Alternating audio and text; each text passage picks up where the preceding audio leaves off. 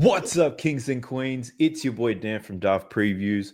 I've got the world's most wanted when it comes to cappers. That we're going to talk about some insights, some value bombs in the NBA season. Collectively, we're up over 400 units this NBA season, and we do it all the right way. So I bring it to you live. Sub to the channel cause your boy's getting busy. Coming to you live from the west side of Sydney. We've got the free picks and the juice on the daily. It's all free, you don't even have to pay me. We got Prop Bomb, aka the Prop Grenade. We're rolling with Pips. Pips is the man when it comes to props madness, and we got JL Boogie. You got too many nicknames. I don't know what we're trying to roll with, but how you doing, lads? That was an amazing intro. I love that. The rap. That was great. Yeah, you should all do one. Honestly, it just creates so much engagement. Yeah, my guys from the office always rap that part, and the part "Let's go" is Let's go. Hilarious stuff. It's good. All right, so we are on some time constraints. We've got an hour to burn here. I know this won't be the last time we catch up, but to kick things off for you, this topic, it's pretty much on this NBA season, all doing quite well, but I think it's safe to say that it hasn't been easy from the jump. There's been ups, there's been downs, but ultimately we're all up at this point in this season. The first question I have for you guys: what's the biggest challenge that you've seen so far this season? I don't know who goes first. I mean, I can. Go for it. You go first. You go first. Yeah, I mean, it's more difficult than ever to grab some easy lines, I would say. So many people betting out there and sharing stuff, which is a lot of people share overnight and take some easy stuff. So you need to dive deeper than usual. Props madness probably helps with that a lot. Yeah. Even for myself, I mean, helps a lot. And I think that's the biggest thing for me. Like 2 years ago, I started doing this 4 years ago or 5 years ago with this market, and it was so easy, man. You'll get morning time for me, and there will be so many off stuff. Oh, sorry guys, someone can continue. All good. The one thing I'll say about that is all these guys who get on early and that you don't see slips from these guys. They just share it to thousands and 100,000 people. The lines move, but I don't know if they bet them themselves. So that's a little bit frustrating to see. Yeah. I mean, I would add to it and kind of talk around it. Well, first of all, the thing that is interesting is I recently had this come up in my Discord where it was I gave out a bet where I had a $250 limit on that bet. So I got it down because it was a really good line. Bet didn't cash. Let me just spoil the ending. Bet didn't even cash. But I put it out the night before pretty early on when 3 different books had it, and FanDuel let me get down $250 on it, which still isn't always the amount that I would like on just a single bet of a rebound play or whatever. But I got it down because it was wow, this is better than 50. And I know this is going to move. So I'll take half of one of my units and do that.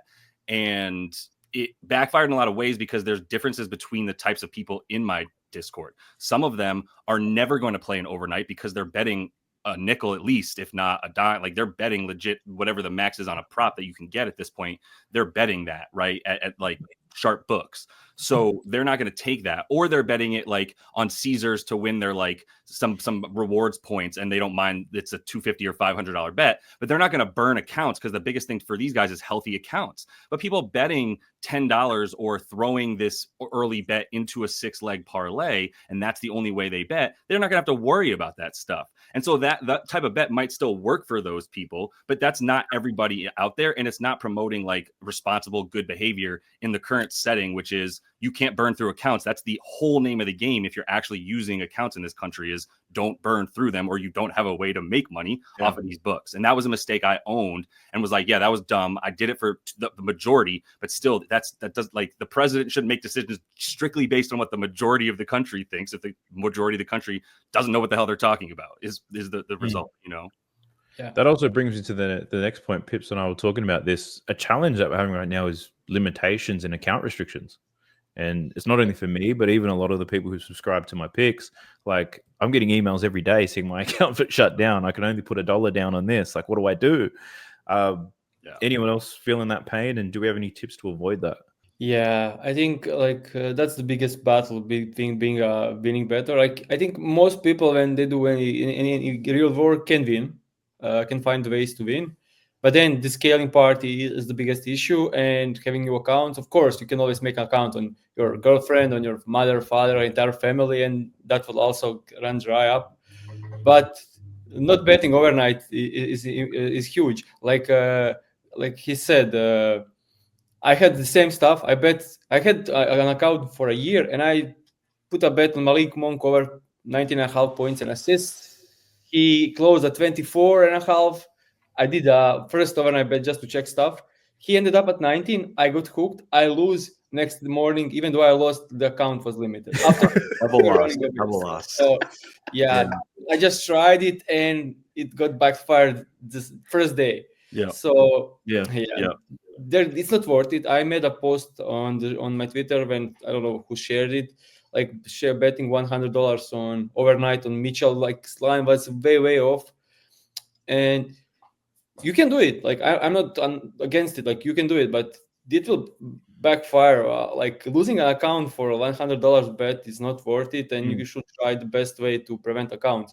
Because I lost some accounts doing that stuff. Yeah, and now I can get them back, and I would love to have them back and bet at the post time or like just couple of hours before the games. Even getting lower ROI, I'll still have the accounts. But do you run into this? Oh yeah, no, just to echo off everyone. Yeah, I mean it's always kind of like fighting through the layers and kind of like the table scraps of like this kind of what's left in the morning. That's kind of what I struggle with. And also too, like I run a Discord premium service where this year, the rule is that I want to have bets available on at least 3 sports books. So, sometimes it bothers me when I see something that I like and then the line is only on one book, but then, it's higher or lower on majority of them. And I see people that still kind of do it, and I'm like, it's not really my way of going by things, so it kind of limits me on what I can give out. But yeah, no, it's just the overnight things. And it's an interesting solution, not solution, but at least like way to like deal with that issue is like whenever there's a stale line or there's just a book that's hanging the wrong number or whatever, I'll put it in the chat. Be like, for those of you who want to jump on, Bet365, they're the only ones holding this really awful number. Go ahead and hit it. Sorry if you don't have it. I'm not putting it up as a bet, but I provide a service to you, and part of that can be tailoring it to at least the percentage of users that are using that specific book. So at least it's a way to do it. And I think the like official record of a capper has become a lot more sacred to me than it was. Not just in the fact that you should do it, and if you're not doing it, then you're not capping. I don't care what you say and how many wins you feel like you've had recently. Like, I just want to see the math of your results. And if you don't have that, then you're not capping. I don't want to, but from there, like the other part of it is like, it's essentially the ability to come back to everybody and be like, yes, this is my record. This is what I can use to tell you why you should come in here. But there's added value by being in the chat that you're going to get from me being in the chat consistently, or other people that I trust in there that I've deemed are like sort of my guest cappers because they have legitimate records and knowledge of everything. So that's the benefit of being in one of these places, like a premium Discord, is in addition to the wins that you can tail, you can also get a lot out of it outside of that. So I just quickly I do the same thing. I don't put it in chat. I don't have chat, but I share it in my group, and I don't put units, and I said unofficial bet. Yeah, I did it today too. Yeah, I just did it on this Hornets Lakers game on a play that was only on like 2 books, and it was gone within seconds. So I just made it unofficial. Yeah. Yeah, what's your deal, Daph? Like, what is there anything different by being? I mean, I guess there's 2 people here, not in America, so that might impact things too. But yeah, all across. Well, I'd say it's probably harder because I've got less books to work with. Like 365 is the only one with my main markets. I've got a FanDuel equivalent, which has similar markets, but the odds are usually terrible. So if I lose Bet365, it's pretty painful. So yeah. I have friends of friends putting bets down for me at the moment, which is a massive inconvenience. Like, I don't even get the line that I share. Like, I have one suggestion. Just like saying, if you have a profitable group, you send in the group, like, guys, I have trouble getting down. Can anyone of you get down for me? And you'll get a ton of people wanting to get down for you. I've had a few people do that. I just don't know if I could trust some of these people. Yeah, that's a big part of it. I mean, that's one of the more interesting parts of the conversation is that, like, a lot of the people who are like sports bettors that were doing it when you had to live in Vegas or Atlantic City or whatever. The dude's been doing it for decades and are a little bit of the like get off my lawn old man guy, right? Because there's this new wave of young people because of the apps. Like the interesting conversation coming from those guys is like, well, why are you selling this? If you have an edge, then just use that to bet for yourself. And then the response to that is difficult because of scaling and because of the inconvenience that comes with having a number of partners that, like, how many people do you have that you really truly trust and that are willing to go like, yeah, I'll take the moment in time out of my day that this is like top priority when you hit me up with these bets and I'll get them down for you, whatever. Right. Like, and then you're going to burn through that person's account eventually anyway, if you're really winning and putting down sizable bets. So it's all just a really tough rigmarole where you can go, well, I can still help people who are only trying to bet $20 at a time anyway. So I'll do that and have this be my career that way. And I don't see obviously anything wrong with them doing it. So I'll just add one part. Like, you can work with big groups that have like a good reputation, but there is also a downside to it. Like, if you send it to group, like that bet is going to get some, like, let's say you are putting down $1,000, they'll put 15 grand, 15 grand on it to get destroyed. Also, you are sending it to a group who can maybe do some backwards engineering and figure out your edges and stuff. So there is always some huge risk in doing that stuff. Or you could just get people to copy yours and then resell them. Like that's what's happening with me. People buy my group and then they resell them. Happens to us all. I still can't believe the reaction to that though was this guy just folding and immediately being like, "Yeah, my bad, I'm sorry," and then shutting down all of his accounts. Like, you didn't even put up a fight and try to be like, "Nah, man, it's coincidence or anything." Just buckled. So I have a Telegram group. So there's like how many people view the post and how many people share the post. Oh, you could see that. So I can see that every time I share a bet, it's shared twice. But I can figure out who does it. Like, right. That's interesting. What can you do? All right, next question, and I need all of you guys to answer this. So, what's your approach in researching bets? And I'll give you a bit more context to this. I show people how to use Props Madness. We break down bets that they start to understand, but it's like, how did you get to that particular player? There's like at least 50 different options available, props available for every single player. Like, how did you find that person to dive into? Like, one strategy, right? You could purely base it off the injury report. Who's in, who's out, and then you can sort through it that way.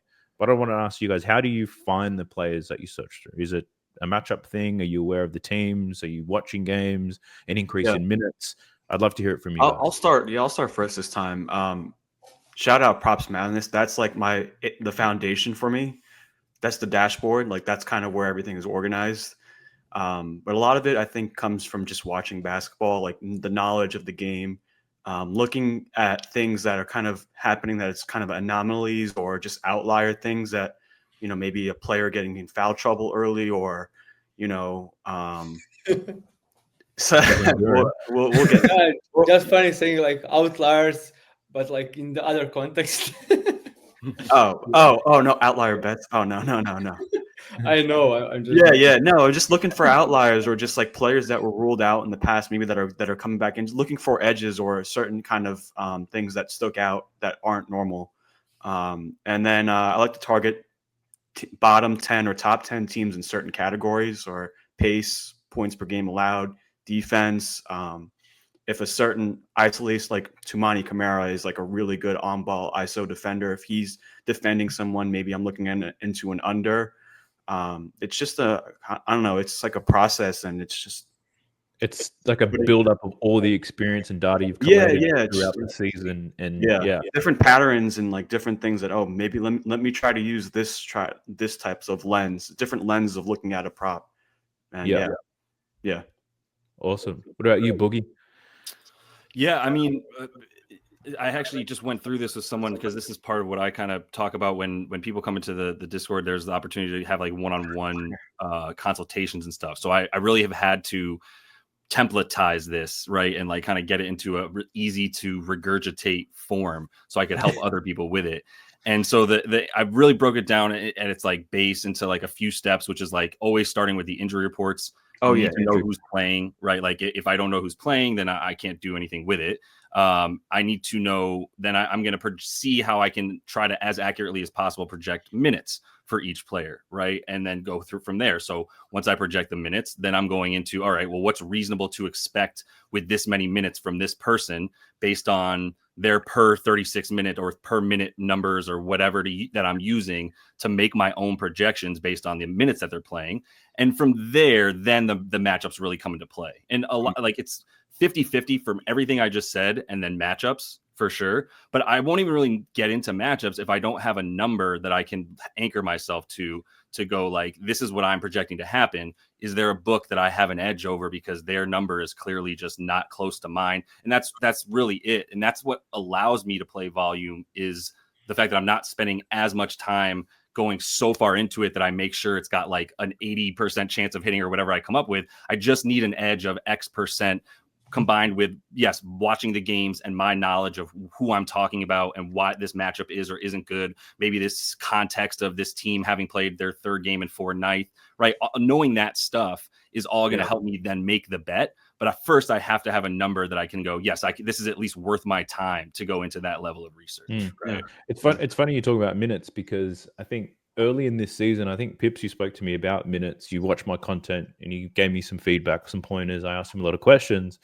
and it was about being a little bit more conservative around minutes to look at projections, because before I was kind of assuming what somebody would play in a matchup or looking at their recent minutes. But we spoke about it. He sent me some examples of the picks that he gives, and it's kind of transformed the way that I look at things. And everything starts with minutes. How much time is this person expected to play? It all starts with opportunity. And what's funny is what I found with most players, when I do the projected minutes, play with props madness and put them in the range, a lot of the time the line is set exactly what their average is when they play that set of minutes. It's crazy. Because that's how the books are able to have that many markets available, is they're not spending the time looking at matchup and hit rate. They're going projected minutes prop per minute, and then boom, that's the line. And what's interesting about that too is like what led me to that, to the point that you're making about Pips kind of giving you some feedback. That's how I got to this process. Was I would hit up people that are professional sports bettors and are spending a lot of money and winning a lot of money, and would ask them, what do you think of this bet that I came up with? This is maybe a couple of years ago. What do you think of this bet that I came up with? And their first question was just, well, how many minutes do you think that they're going to play tonight? Every single time. Like, and that's the thing that I do with the people that come to me with, yo, what do you think of this bet? He's gone over in 6 of his last 7 and 8 of his last 9 at home and whatever, right? and I get that. And I'm like, that's not how I look at the bet. So to answer your question is going to take a lot more time. Next time you ask me that question, come to me with, I think this guy's going to play X amount of minutes. It's a good matchup for XYZ, whatever, but give me more than hit rate to work with here, because that's what the feedback I received was them being like, I don't have time to answer your question. I can plug it into my model if you give me the projected minutes that you think this guy is going to hit, and that's it, right? I think not only just the minutes too, but to take a step above that, also to just projected maybe volume, like a parameter, like, hey, I can see him taking 9 to 14 shots on the low end, 9, high 14, and then kind of seeing there and using props madness. Totally. Also to usage as well, you know. Yep. Totally. And the best models will all do that. But yeah, go ahead, Def. Sorry. What about you, Pips? Your methodology on finding a player to dive into? Yeah, but I mean, it's kind of already said. Big on minutes. That's why. I will just talk about a bit my approach. How do I start? I'll just go through the slate. Like I will look like the lineups and the injuries and to see the kind of predict rotation. Then I'll go through entire slate, like just by quick look, eyeing to see something that's really off. I do find something that's really off. Like, and most of the stuff, like you said, it's right there. When you set everything right, it's right there. But there are some numbers that are usually off. Then I deeper dive into that because it's moving. Probably it will be gone if I'm seeing someone else is seeing. So that's my first approach. And sometimes there is some huge mistakes. Then most of the stuff is you'll dive deep in and you see like he played 3 games in a row. Like he usually playing 14 minutes and then last 3 games he played like 18 to 20 minutes. You go down and see someone was in foul trouble. It was a blowout, so he got extra minutes. And then they set the line like he's playing like 18 minutes and you get numbers like per 14 that is expected. And you see that, okay, this line is like 2 PRAs over what it should be, and the matchup is also positive for the under. And yeah, I usually take those off. Then after that, I took the best ones. I just go through the entire slate and just write down interesting spots. I always end up like 10 to 15, maybe even some 20 bets, and then deeper dive with props madness into them, and then ended up with like 5 to 7, 8 bets that I like the most, and then just like not just like knowing the minutes, but knowing why a player saw more or less. Yeah. You know, whether it be they went small ball or they went on a run and they kept the guys in. So more so knowing the story, I think, is important. It's not just the numbers. You've got to understand the why behind it. Yeah. I completely agree. This is a common question that I get all the time. What's your process for bankroll management? How do you decide how much to stake on each bet? Like, one question I keep getting, which I hope I never have to answer again, is how much should my unit size be? What's a unit for you? And how much should I be putting? Look, it's not up to me to choose your unit size. Like just leave it at 1%. I don't know anything about you, but I wanted to ask you guys your process for bankroll management. How do you decide how much to stake on each bet? Odds aren't always exactly the same. They're always going to be different. What's your thought process around that? Josh, you want to hit us up? Yeah, I keep it really simple, man. It's just about what's your bankroll, like what's the size of your bankroll, and then everything is just based off of that. And for do you me, bet flat, 100%. like the same amount on everything, or because there are some people who bet enough to always win one unit, right? And so I've gotten that question a lot in the last week. So there's two things. One, I'm betting one unit on like every bet.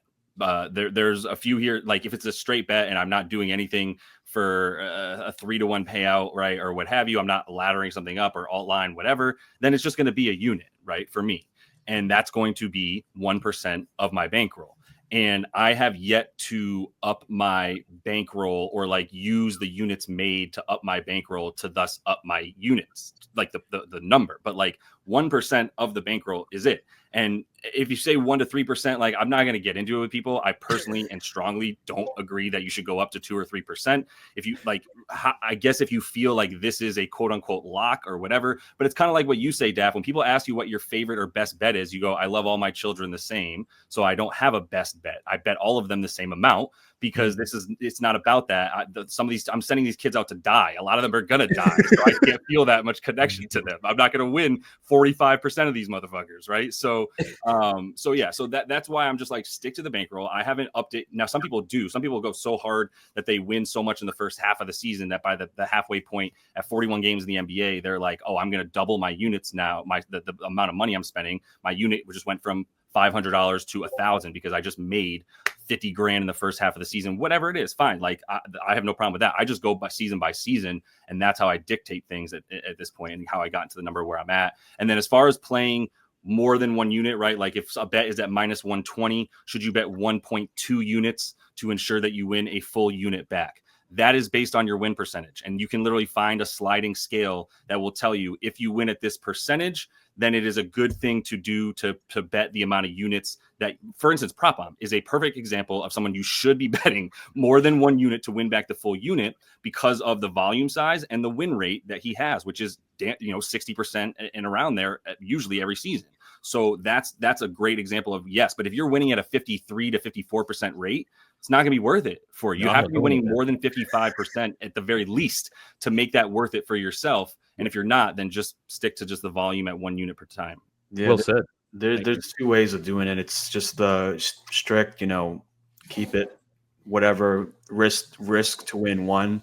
And there's also something new that I learned this year called progressive unit betting, where it's, I don't know if you've heard of it, but every single week, whether it be you had a hot streak or a cold streak, you reassess your bankroll the first Monday of that week, and you take 2% of that or 1 to 2% of it, and it's the same thing every single cycle. So you bet that same amount every single week, and then you refresh the betting structure with your newest bankroll the next Monday. That's something I've seen people mess with about. Yeah, I talk to a lot of the guys I speak to about reassessing it monthly, like because these guys have smaller bankrolls and they're aggressively trying to grow it. I go, we're winning right now. You can reassess it every single month and then just do 1% of your new bankroll at the time. Like you can definitely do that. How about you, Pips? Thoughts on bankroll management? Yeah, I'm kind of not on the lines here. I don't think every bet is the same. I think you kind of find like obvious spot where you have a bigger edge than in some other stuff. Like there's some like something is way off and something is not way off. So I do like for my group, I kind of keep it standard. Maybe like a bit like 1.5 unit, 1 unit scaling stuff because if I'm like more confident and I like something way more, usually there are bets historically I perform better, which is unders probably. Like my win rate over like 5 years on unders is much better than my win rate on overs, and I have a lot more volume on overs. But for my personal betting, I kind of bet like I'm doing this like this is like ninth year, and I've won every single year, and I won a lot every single year. So I'm pretty confident in staking 2.5 units, 2.5% of my bankroll on every single bet. And yeah, I mean, I will say like doing 1 unit is okay. Like you do you like, but if you know that you have a huge edge, like why don't you bet more? But I will say if you have a smaller bankroll, I will advise to have a bigger unit. If you have a huge bankroll, I will advise to keep it lower because it's difficult to get even down money if you have a huge roll. Like sometimes your unit is kept with the limit you can bet, and like sometimes I want to bet 3 units and I can't get that much money down, so I get probably like 2 units. But if you have like smaller bankroll, I would advise to be like, of course, like bet with it responsibly, I would say.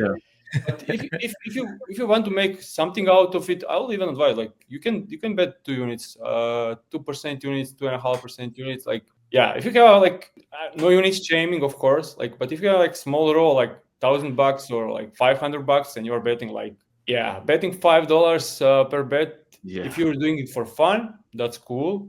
But I will advise in that case at least do like 2% units, maybe in 2.5% units, a bit more aggressively to just because if you're getting closing line value, you will lose accounts if you bet $50 or if you bet $150. So you want to maximize the accounts you have. So that's one of these also issues that people like they bet small and they lose account while betting small and not making a good buck. So these accounts are worth way more. So either you try to get a lot more money, like wait 1 month and try to save some money more and then start.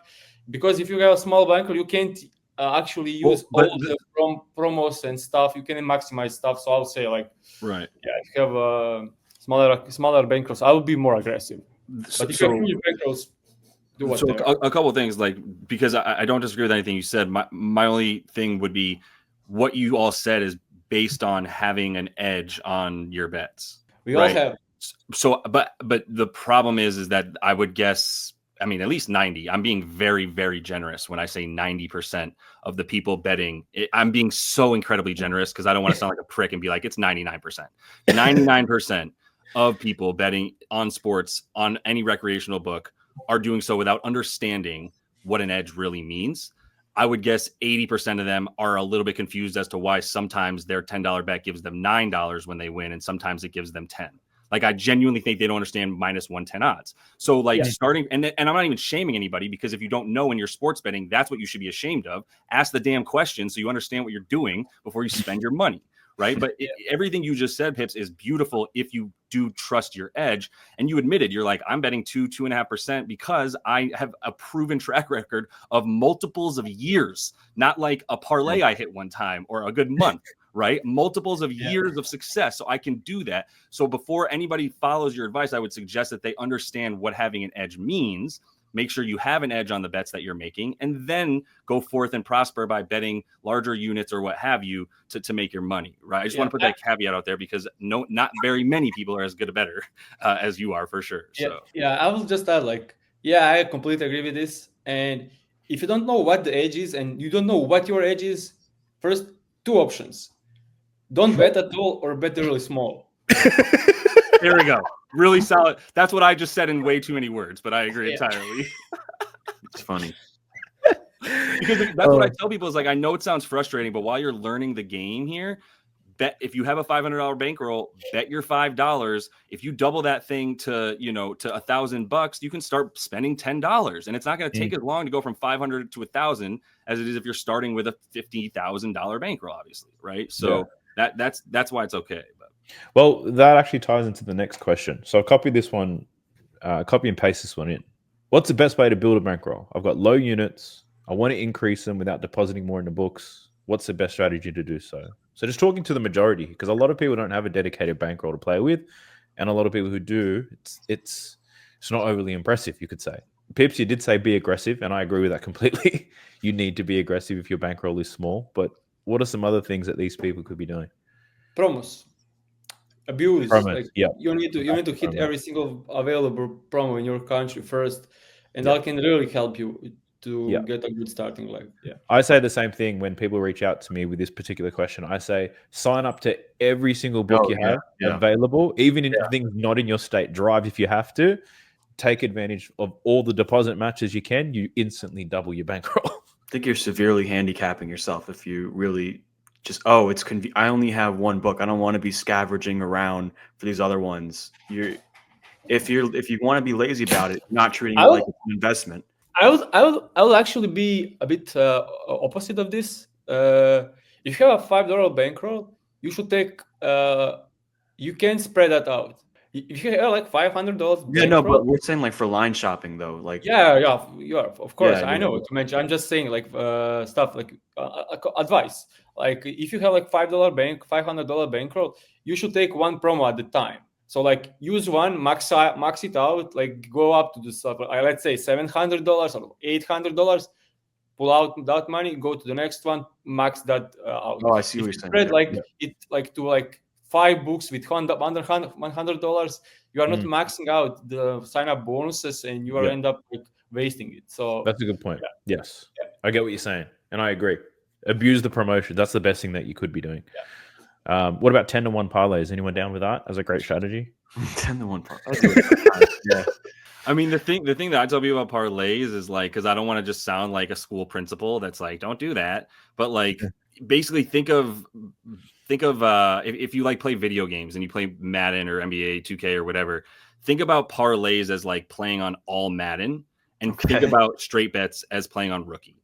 And if you're just starting out at Madden, are you just going to start playing the computer at the highest? Like parlays are done because you understand odds even better than most people, and you understand how the system behind the scenes, like how the guy pulling the levers and I say guy, but how the books are maneuvering what they're doing with odds and all that. Like understanding that is how to do it. That's the advanced course. That's the last course before you've graduated. So just don't try it. That's it. Like until you get there, don't try it, or just keep losing all your money. But whatever. Yeah, I would say like same game parlays are a huge part of my bankroll grow, my success last couple of years. It got kind of killed on some books, so it's not worth it anymore. It was golden age like 2-3 years ago. But yeah, the advice is great. Like you need to be advanced to beat the books with parlays, and most of the people are not. And I liked when you did your parlays and they were very correlated. I think those are always the best way to go by it. Yeah, but like I'm making my parlays because I know like I'm playing against. Story. You're pretty much just drawing out the script, like you're writing the script. It was like so easy to bet like single parlay against. Let's say last year the Miami Heat. Pick and roll ball handler under, assist over, shooting guys over, combine that, get plus 500, plus 600. You win like almost like 40% of the time, and you have like plus 500. It was like money printer. It was easy. So like DraftKings and MGM and it got nerfed now. Insane numbers on these. It's gone now, so it's much more difficult. But yeah, it was simple. Yeah. Well, Daft, I feel like you're pretty good to answer this question when it comes to parlays. What's your thoughts on it? I tell everybody not to do it because I don't think they're equipped to make money doing it. But personally, they produce 99 to 95% of my profit, which is over 200 units. And I only bet half a unit to a quarter a unit on these. So if you're going to bet parlays, you need to have a staking method behind it. That's the most important thing. A lot of people bet the same $50 to $100 on everything, whether it's a 10-leg parlay, a 2-leg parlay, or a straight bet. They bet the same. Whereas I've got a staking method around it, and I've got a strategy of finding players and correlating like all of their props. So it's a bit of parlay science, you could say. I know 2 other guys who have done this successfully for the past few years. Like one of the guys I know is up an absurd amount. I think he spends more time looking for new accounts than he does actually looking for bets. But he only runs parlays, and he's an absolute monster. But he's not as good as I am on YouTube. So 2 other guys that I know who are doing a very similar system to me, and they're absolutely killing it because they're more aggressive with their staking method. So my advice around parlays is don't do them unless you know exactly what you're doing. You need to have a strategy on how you manage your money, how to handle your losses, because there are days where I go 0 from 6 with my parlays. And normally I'll hit 1 out of 3. But some days I go 0 from 6 and everybody wants to cancel and complain. But there are other days where I'll go 4 from 6 and I'll get 10 to 20 units profit in a day. And suddenly I'm the GOAT on YouTube, right? So you've got to be prepared to handle the different outcomes you get when you run parlays. You got to just understand you're not going to win them all, right? Like it doesn't work that way, and things will balance out over time. Right. Yeah. What else have I got for you guys? I've actually got no toxic things in this server that I've done. So a lot of people are really nice, believe it or not. I'm disappointed. Yeah. If it was YouTube, probably different. But I sent this out to my subscribers specifically. I mean, if it was Twitter, it'd be different than X. I'm staying away from that. Actually, I got a question specifically about X. I don't know if you guys are aware of Panda Picks. Well, let me put in his question because he was nice enough to put in his name to it. He says, I am a content creator and I post pics on Twitter. How would you recommend growing my page? Brilliant self-marketing, Panda Picks. Way to get yourself on. It's a great one. You've done it already. Brilliant. Yeah, brilliant. You won. This is guerrilla marketing, man. You are killing it. But I've honestly had this question myself because my YouTube account's being pulled down. It made me a little bit paranoid, and I thought I need to grow on other platforms. And thanks to you, Josh, you put me on X, and I've never seen so much violence in my life. But Twitter I find really difficult to grow on or even post anything because of how toxic it can be. So I personally probably not the best person to answer this. I know there's a lot of things I see from Kappas that I don't like, which would mean I wouldn't follow them. But because I was so quick to get my joke off. What's the exact question again? How would you recommend growing my page, my capping page on Twitter? Is it on Twitter? I mean, on Twitter. Yeah. Maybe I'd be the best suited to answer this question. I would have said it for you. You want to flex for a minute? Why you? Out of all of us here, why you? No. I mean, I don't want. No. It's a gold tip, right? What's that gold tip, bro? mate? This is legit. Like I was gonna say it for you, so you didn't feel the need to. But it's good. It's a good. Yeah. Well, I guess for me, like it's a different case for me. I think if I were to do it right now, I tell people this all the time. It's like with anything, like cryptocurrency, Bitcoin, whatever. Just getting into the space before it becomes too known, or if you're reading this, it's too late. That saying, just before it came too saturated. I mean, it was really easy to grow because the prop space community really wasn't that widely known. I mean, it was really easy to stand out. Not as many influencers as there is today, but I guess like adding, I think graphics are a really big thing. Like if I have a graphics designer that I pay out of pocket because I want to look good, I think like having that will stick out. I also do think like having audio or video content, which is something that I'm still working on to this day, adding that and kind of like reposting those clips, I think could be really good. More so, I don't know. It's just sticking out and finding areas that people really haven't mastered or covered yet. Mm. Yeah. And you forgot to say like go on a 45 to like 11 run. Yeah, you have to season a couple of times. Competitive, yeah. That helps. Yeah, I remember like. Yeah, hey guys, December 56 and 2, my last 57 props, like the most random number. I wasn't joking. Like I remember like December 2022, I think, or maybe 23. You went on a like 45 and 11 stuff run, and you gained. Yeah. You went from like 11,000 followers to like 40K or something in a month. I remember that stuff. Yeah, I would say like bring value to the bigger accounts, to the bigger to big accounts. Like yeah, that's I it. won't. Yeah, I mean, I think also too collabing, right? Like, partnering with someone else who's kind of a bigger account. If you want to think that would be kind of nice, they could Yeah, repost your work. I had like 100 followers when I like back in the day, and then I was talking to a guy, and I gave him so many good spots. Yeah. And then he like was, why don't you share your stuff on Twitter? And I said, look, I don't know. And he said, I will share it, do it. And I did it and never looked back. So yeah. I brought value. Like I was chatting with this guy for like a couple of weeks and shared so many good ideas and good bets, and he appreciated that. Like I will do. Like I did the same thing for a couple of guys. Yeah, I think Probon probably knows about Bartek stuff. Some Polish guy that I like had same thing. He had like 100 followers, and then I talked to him, and I realized like this guy knows everything about basketball. Like he's some crazy guy from Poland that watches every single game from like 2005, and that's great. And I was like, dude, like share it, I'll promote you.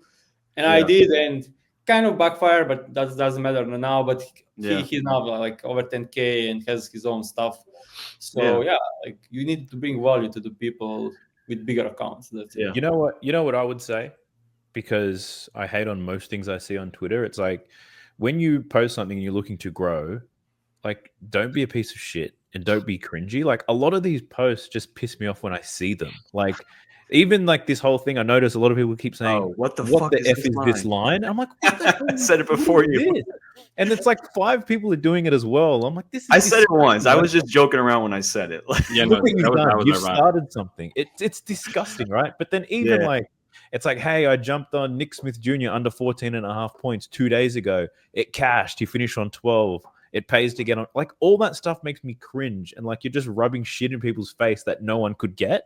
Like just all those things make me sick. I'm on Twitter for like 4 minutes a day just to see what I got tagged in, and that's it. Like, so to tie it into what they were saying and then what you were just saying too, because I think there's a thread here between them. Is like what the thread of what Pips and PB were saying is you have to offer something more than just putting a pic on a post and posting.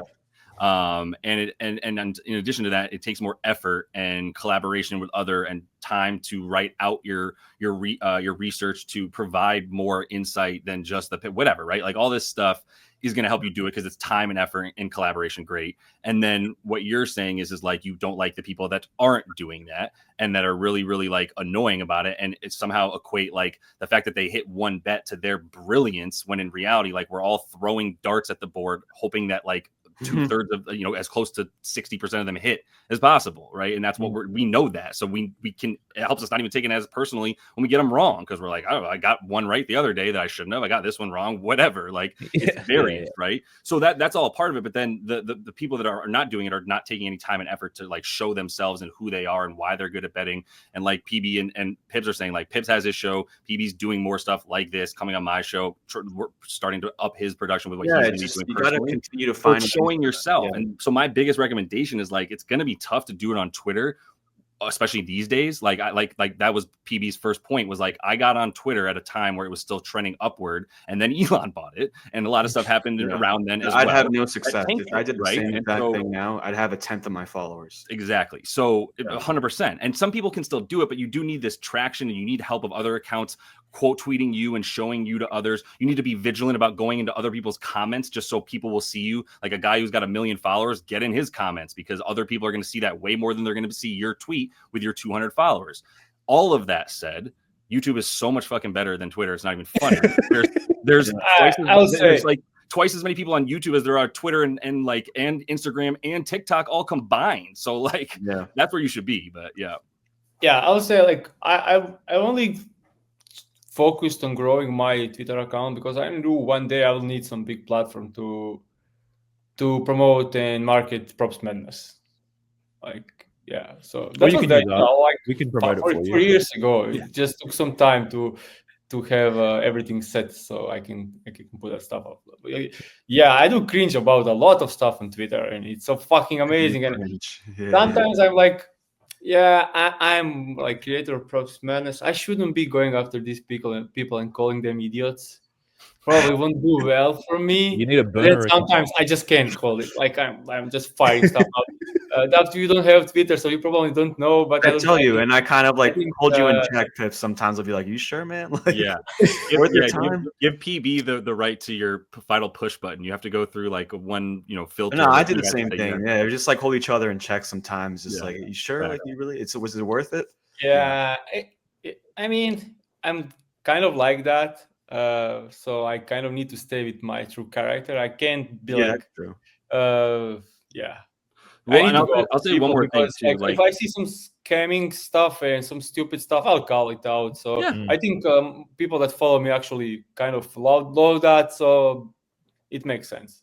Yeah, and one more thing I'll say too is like you're not going to please everybody, and if you're, some people are just kind of dumb. They don't want to know like the right way to do things. They're not interested in like, they're just interested in like like the tweet that came out today that went kind of viral on the sports betting world anyway. That was like this dude who's just, I think it's SGP Vic or something, right?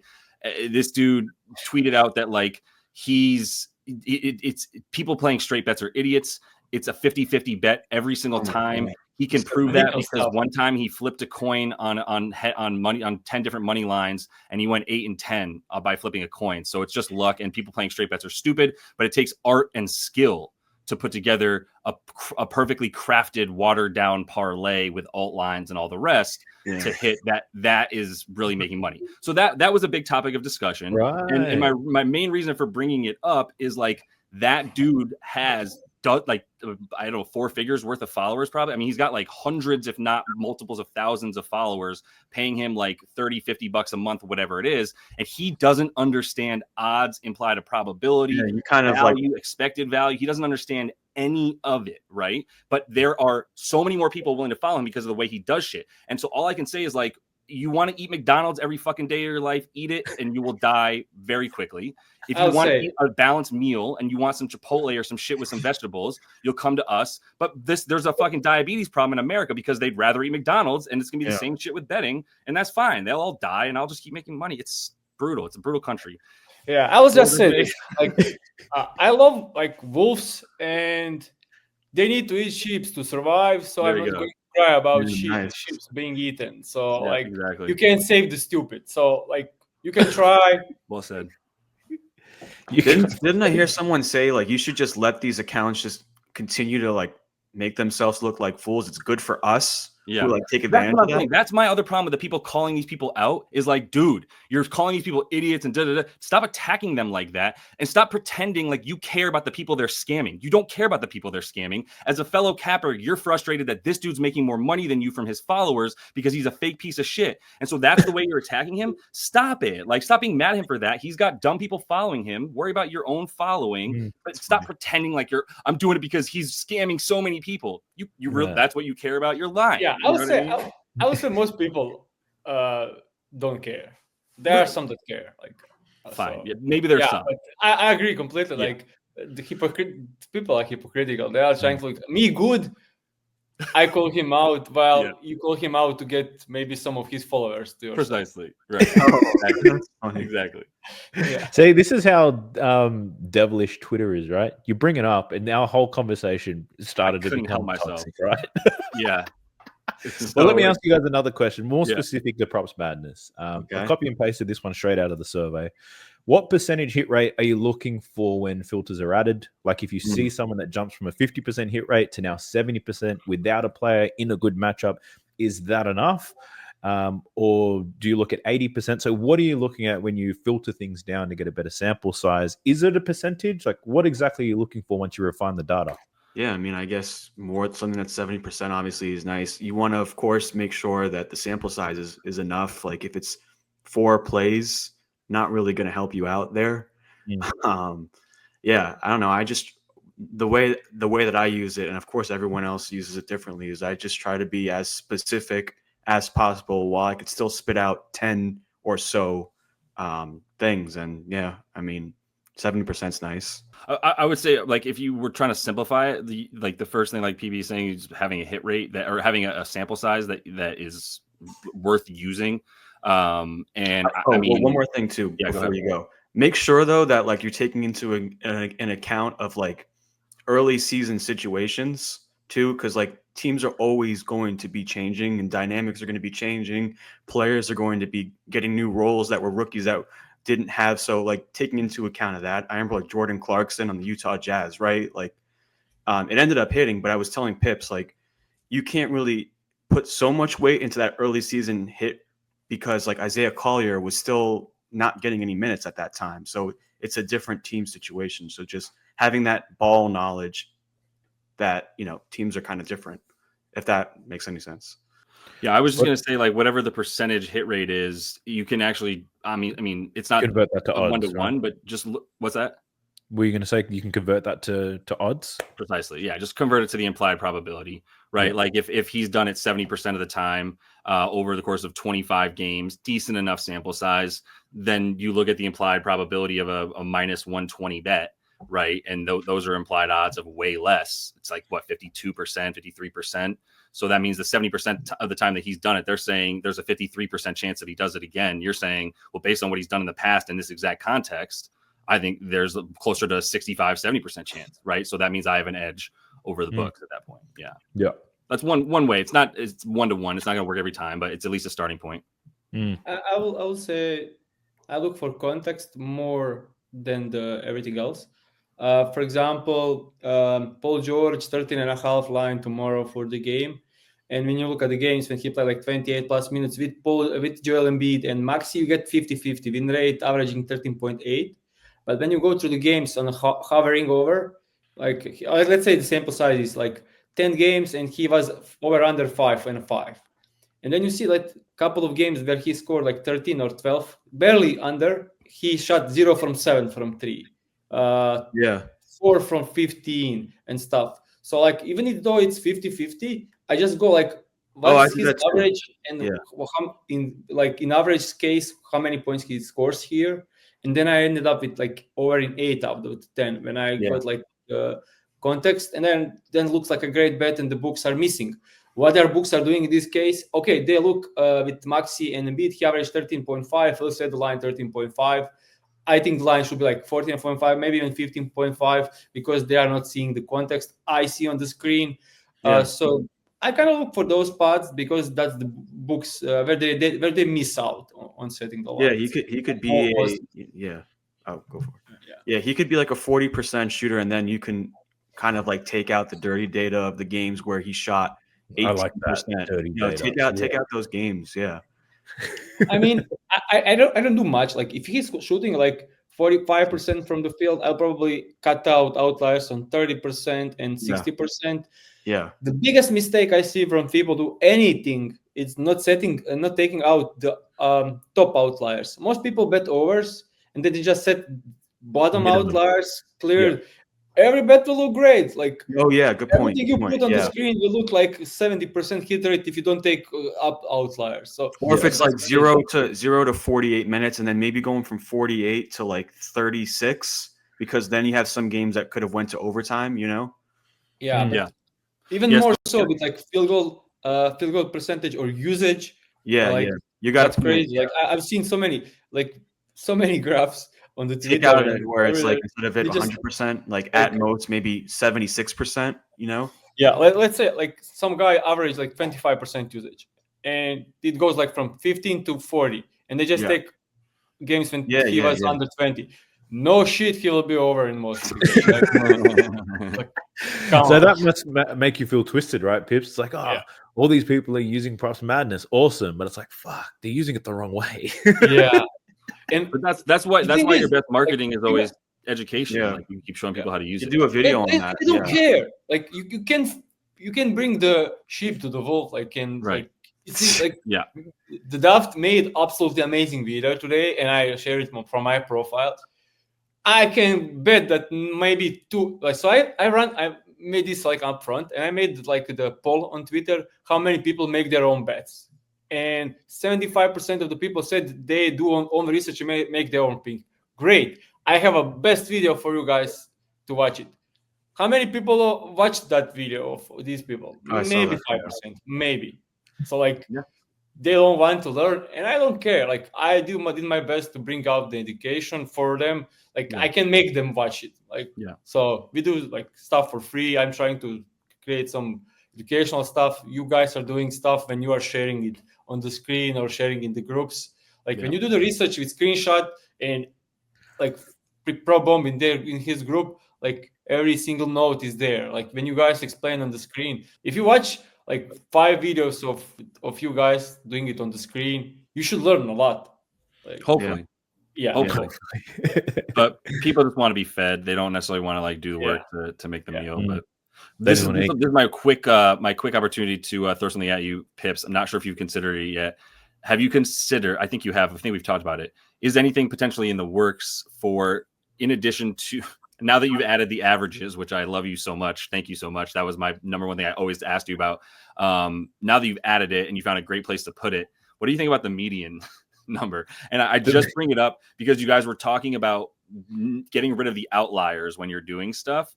And that's essentially what a median number does as opposed to an average number. So I'll be honest, like when you, I mean, I wanted the averages as well. And so many people bring up, including you, and I think you said as well, Daft, on the side when you talk.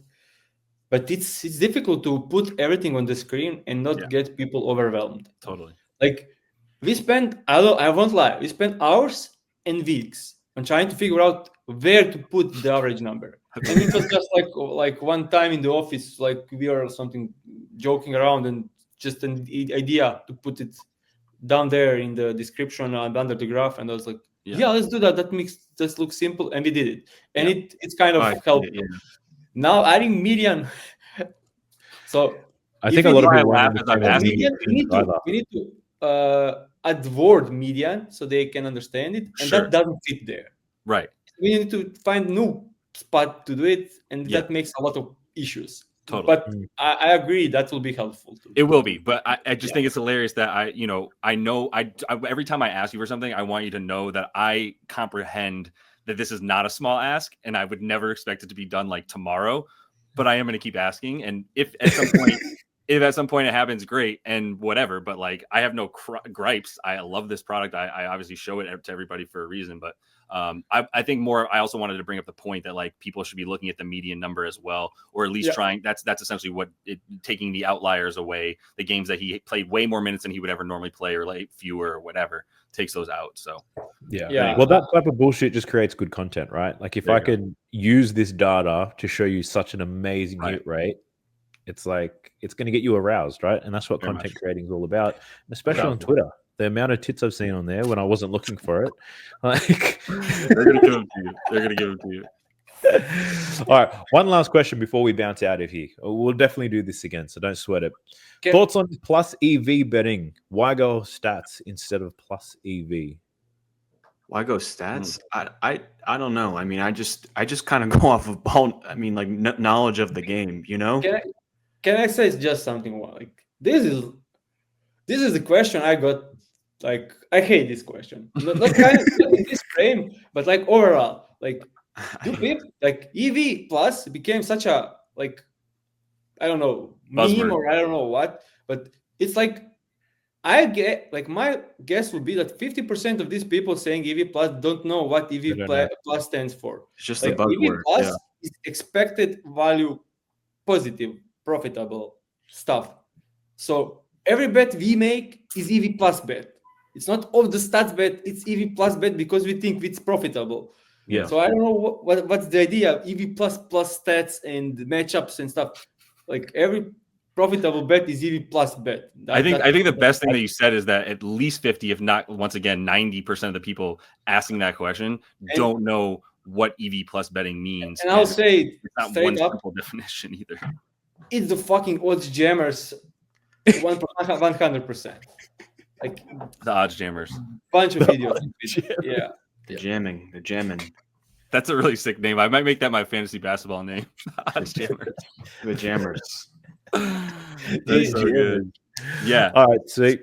So I'll just say real quick. That was what I was talking about earlier. Was like there's a difference between play a number, see a number, play a number is plus EV betting to a degree, right? And top down. other ways of doing it, matchups and all the rest. Good bettors are doing both things. That's why I mentioned the first part of my process is to find a number, play it. Is it playable? Play it. Go maybe. Then the next part is matchup data and making sure that the context of the situation, I'm taking other things to do with situation, whatever. I know that like this dude's line was at 14.5 points 4 days ago. Now it's 18.5. This is a career 15 a game, player. Like, am I really willing to bet that he's going to score 3 points over his career average again? Like, I don't want to, that type of stuff still leads you to EV betting, but there's context. So it's both. Yeah. I would say EV betting is like when you see Pro Builders and FanDuel has like 14.5 minus 140, and you find Bet365 with minus 110. Like that's you don't need to know the player, who is playing, what team, what sport. If you see that prop up, you bet minus 110, you make huge ROI long term. It's a no-brainer spot. And I get it, and that makes sense, but that's easy. Yeah. And then the last thing there, it's become a lot more popular, Daft. I feel like because no VIG is around now, everybody's actually trying to find ways to avoid paying a tax to bet on a book, which is the VIG or whatever, which isn't always.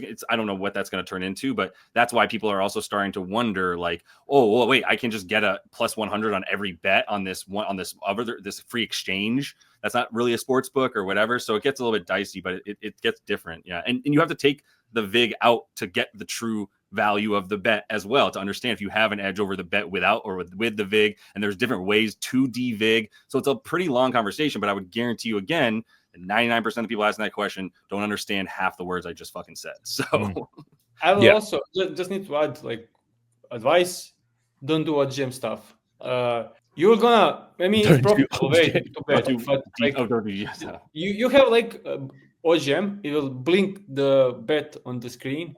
Thousands of people will go and bet that stuff. It will be huge CLV like on everything, and you'll burn your accounts doing that. That's it. That's true. I never thought about that, but I'm not an OGM. Because like they're not stupid. Like they can see like thousands of bets are coming in the exact same minute from some stuff, and it's always the same people betting the same stuff. It's flagged as they get flagged quickly, and most of jammers are lately being more quicker to get limited. Yeah, because I've got one last question for you all. One last one, actually. I apologize for those of you who need to leave, but last question. It's actually quite important. All-Star break finished, right? We're heading into the business end of the season. I wanted to get your thought process on things that people should be looking out for, whether it be load management leading into the playoffs, post-trade deadline, certain players, certain angles to look through, teams tanking, like we're seeing a lot of that bullshit. And even on totals, like last year, I did some research into this. Historically, post the All-Star break, a lot of overs, right? But last year, a lot of unders in the first week after the All-Star break. Someone said that to me. But just encompassing everything. Post All-Star break, thoughts on the NBA. What are things we need to look out for? Happens to be a topic that I actually researched last season. Around early February, late January, referees started to allowing more physical contact and I remember that, make less calls. So the defensive rating went up a ton, offensive rating went down, and it trend continued after the All-Star break. And that was the important part, because before the All-Star break, usually players are always like tired and waiting for All-Star, so it usually tanks. But it was up to a more extent with that stuff happening.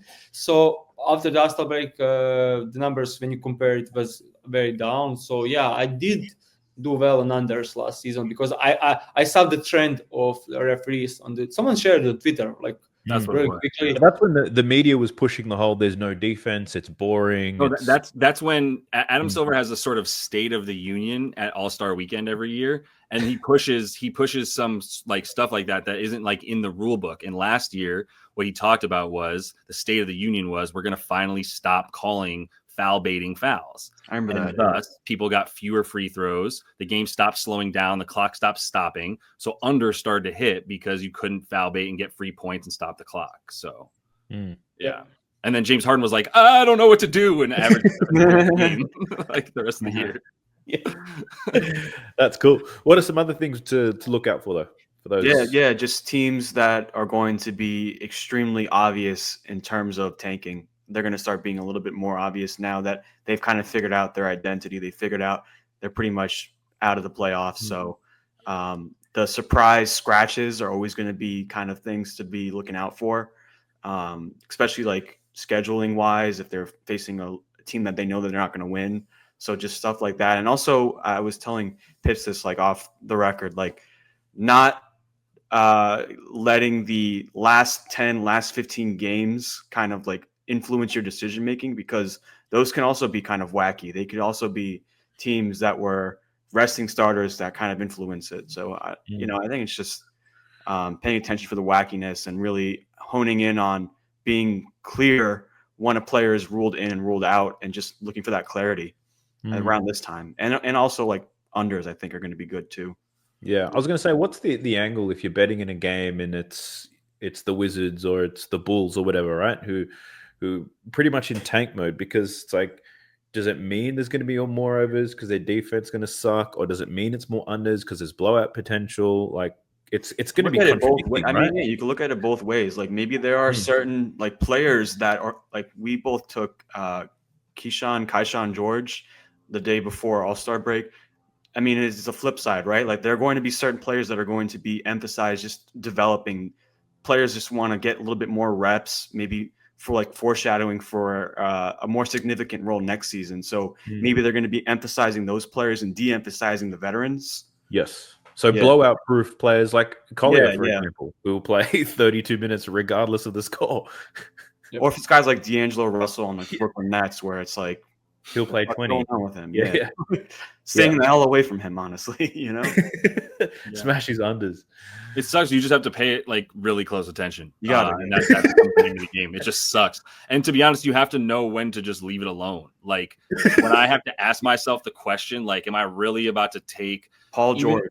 I was going to say like a Thunder player against the Wizards. Like, of course, the random game's going to happen where all of a sudden they take them lightly, or maybe the Thunder have played a couple games in a row, or whatever the case would be. I don't know. Maybe a meteor fell on their practice facility. Something crazy would have to happen. But like if I'm predicting a 17.5-point spread and I'm predicting they're probably going to cover that, then like, yes, I could get cute about it and be like, should I go under on this guy? Should I take over on that guy, the backups?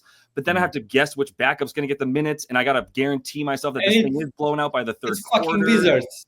Yeah, they're going to start being unplayable. Like it's just too at that point, you have to know when to leave it alone and realize that like once you get to the playoffs, like you're going to have everybody trying their ass off, and you're going to be able to find some value, much more so than that. But yeah, it's also just following everything, because I will say one like really outlier to all this, a caveat, is the Utah Jazz, because they just keep playing the same guys no matter if they're getting blown out at the end or not. Lauri Markkanen and John Collins are playing with 7 minutes left in the game. Some guys, paying attention to the rotations for sure. So looking at who's making sure they're playing even in blowout, like that is a really potential value spot if like the books are pricing in that this is going to be a blowout and they project fewer minutes for starters. Well, if you're a Utah Jazz, you're still getting 30, 32 minutes, even if you're down by 25. So yeah, I think also too, like in the same theme of like paying attention closely, I think it's even go a step further and you actually listening to the press conferences, the players and the coaches more so like dialed in than earlier on in the season, because they can kind of give hints. And since people who are watching this aren't necessarily going to know exactly how to do that, YouTube. There are a lot of people doing that for you, and you can find them, and they're really good at following. Like, I don't have time to do as much of the same, like following the press conference or the who was at shoot around or whatever. But like, there's people who are literally talking, like beat reporters and other guys following the beat reporters. There's plenty of content out there that'll help you get that info. So nice. Yeah. I like it. I'm going to get me some Wizards action. I'm going to touch it. I don't even. There's 3 of those guys, and I get them confused all the time. I'll say just one thing. They're the same guy half the time. Yeah. I'll just say one thing to the topic. I don't think I bet over in a game with 10.5 or higher spread the entire season.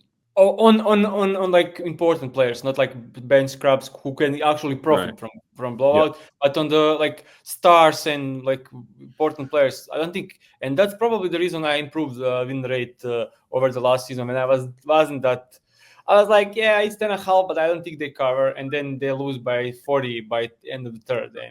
And I've got a few things that kind of make it, especially on big slates. I'm like, if the spread's more than 10, I'm just leaving it. If there's game time decision for key players, I'm just leaving it. I don't even bother looking into the game. Yeah. just I would like say it's zone in on 3 or 4 Yeah, good that's what I've been games. doing. Yeah. when it's a spread at 10 or higher for like teams like, I don't know, Orlando and Boston and stuff like that, like good defenses, I will always try to find an under for the other side. But if I'm betting over, it's like just keeping, like Wizards, huge spread, I'm not even looking at, because I can't stress to bet or unders against Wizards who are absolutely terrible on defense. So it's like luck based. I always need to like match up, at least needs to be at least 30% of my bet. Yeah, I'm with you. All right, guys, that's all we got for today. We're definitely going to do this again, and I think we definitely need to do it before the playoffs so we can get primed for that, because the playoffs is an interesting beast in this space, and I don't want to get hurt again. So I'm going to need your support around that, but we'll definitely try to fit more of these videos in. I'll get more questions happening, but I do appreciate you all for coming on. It's been a hell of a lot of fun. Oh, yeah, Yeah, man. no, this is great. Thanks for having. Yes, sir. All right, we're about to play your favorite rap song, ladies and gents. Let's go. Sub to the channel cause your boy's getting busy. Coming to your line from the west side of Sydney. We've got the free picks and the juice on the daily.